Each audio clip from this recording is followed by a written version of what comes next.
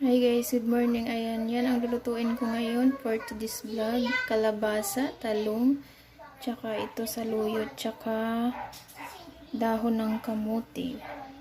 So, ang lutuin ko pala ngayon guys is bulang lang. Ayan, may kamatis, sibuyas, luya. So, nagpakulo na ako ng tubig. Ang kalabasa, parang ang sarap ng kalabasa. So, ayan guys, kulo na. Lalagyan na natin ng asin, tsaka beef, tsaka magics, konting magics. So, ayan guys.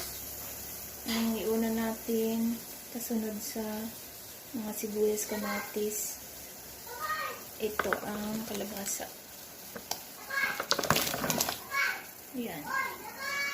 Tapos, sunod natin yung mga dahon-dahon.